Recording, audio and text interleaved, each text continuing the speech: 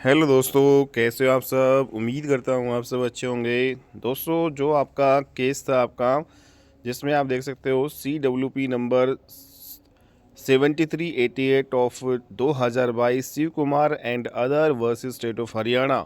इसमें हरियाणा सरकार की तरफ से हाई कोर्ट में दायर शॉर्ट रिप्लाई है और इसे deputy secretary human resource department Haryana ने दायर किया है। और इसका जो अगर आप यहाँ पे देखें आसान भाषा में, जो पूरा जो निचोड़ है, पूरा जो सारांश यहाँ पे आप देख सकते हो, मामला क्या था और किस प्रकार से जो है यहाँ पे जो रिप्लाई दिया गया है, ठीक है, एसएससी के द्वारा।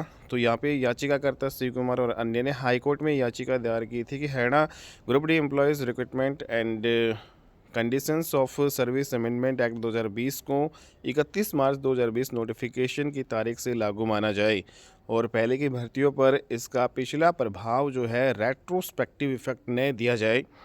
यानी याचिकाकर्ताओं का कहना था कि इन नई संशोधित नीति पुराने कर्मचारी को अधिकार खत्म कर रही है। कोर्ट का पहले का आदेश जो है 30/9/2025 का क्या है भाई, तो कोर्ट ने सरकार से कहा था कि ग्रुप डी का कंपोजिट कैडर क्यों बनाया गया ये स्पष्ट किया जाए। कुछ विभाग या संस्थान जैसे बोर्ड, कॉरपोरेशन आदि को एक्सक्लूड अलग किया गया, ये भी बताया जाए। ग्रुप सी में कंपोजिट कैडर क्यों नहीं है और ग्रुप डी से ग्रुप सी में प्रमोशन का तरीका क्या होगा, ये भी बताया जाए।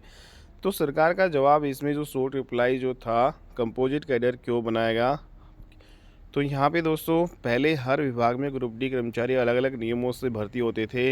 इससे मतलब गड़बड़ियाँ होती थी। किसी विभाग में ग्रुप डी ज़्यादा, कहीं कम, प्रमोशन में असमानता, जूनियर पहले प्रमोट हो जाते थे। इसलिए सरकार ने Haryana group D employees act 2018 बनाया ताकि सभी विभागों के ग्रुप डी को एक कॉमन कैडर में लाया जा सके। एज लिमिट, क्वालिफिकेशन और प्रमोशन के नियम एक समान हो, भर्ती प्रक्रिया पारदर्शी बनी रहे। कुछ विभागों को एक्सक्लूड इसमें क्यों किया गया, क्योंकि 3 मई 2021 की इंस्ट्रक्शंस के अनुसार जो group D universities, boards, corporation या PSU पब्लिक सेक्टर अंडरटेकिंग्स में हैं, उन पर कॉमन कैडर लागू नहीं होगा, क्योंकि ये जो ऑटोनोमस बॉडीज़ हैं, स्वायत्त संस्थाएं हैं, जिनके अपने रूल या नियम हैं। इसलिए उनके कर्मचारियों की सेवा शर्तें उनके अपने रूल से ही तय होगी। नेक्स्ट यहाँ पे बात है कि ग्रुप सी के लिए कंपोजिट कैडर जो है, क्लर्क का जो बिल, सरकार ने बताया कि एक नया bill Haryana clerical service recruitment and conditions of service bill 2025 विचाराधीन है।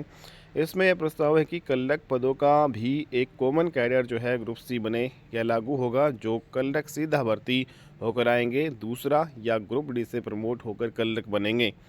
ग्रुप डी से क्लर्क जो ग्रुप सी में प्रमोशन के नियम क्या क्या रहेंगे, तो इसमें बिल के सेक्शन नंबर 12 के अनुसार प्रमोशन तभी मिलेगी जब 12th जो है या उसके बराबर शिक्षा हो, ग्रुप डी में कम से कम 5 साल की सेवा हो, एनुअल कॉन्फिडेंशियल रिपोर्ट्स में 70% एंट्रीज गुड या वेरी गुड हो, कोई डिपार्टमेंट या जुडिशियल केस लंबित न हो, इंटीग्रिटी पर कोई एडवर्स रिमार्क न हो और SETC state eligibility test in computer part number 1 है वो पास किया हुआ हो। कुछ दिव्यांगों को इसमें हालांकि छूट दी जाएगी।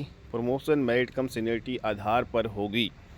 तो प्रमोशन में जो प्राथमिकताएं, जो क्रम है, पहले वे ग्रुप डी के लिए जाएंगे जो 2018 एक्ट से पहले भर्ती हुए। दोस्तों, 2018 का जो आपका एक्ट बना था उससे पहले जो ग्रुप डी कर्मचारी लगे हैं, पहले उनको प्राथमिकता दी जाएगी। अगर कोई एलिजिबल उसमें नहीं होता है तो फिर 2018 एक्ट वाले कॉमन कैडर के कर्मचारियों को प्रमोट किया जाएगा। सरकार की अंतिम बात क्या है, सरकार ने कहा कि कंपोजिट कैडर और 2020 अमेंडमेंट कानूनी और उचित है। यह व्यवस्था आर्टिकल 309 के तहत बनाई गई है। पिटीशन में कोई मेरिट नहीं है, इसलिए इसे खारिज जो है डिसमिस किया जाता है। ठीक है, तो आपने देखा कि ये डिसमिस आपका हो गया। तो सरल भाषा में निष्कर्ष आप यहाँ पे देख सकते हैं दोस्तों। तो ये जो है दोस्तों बात आपकी थी इस केस की, जो कि हालांकि डिसमिस भी हो गया है। ठीक है, तो उम्मीद करता हूँ आपको सब अच्छे से समझ में आ गया होगा। ऐसी ही रेगुलर अपडेट पाने के लिए आप इस चैनल को सब्सक्राइब कर लीजिएगा, ताकि सभी जो अपडेट है दोस्तों आपको रेगुलर टाइम टू टाइम मिलती रहे। ठीक है, okay, bye and take care दोस्तों।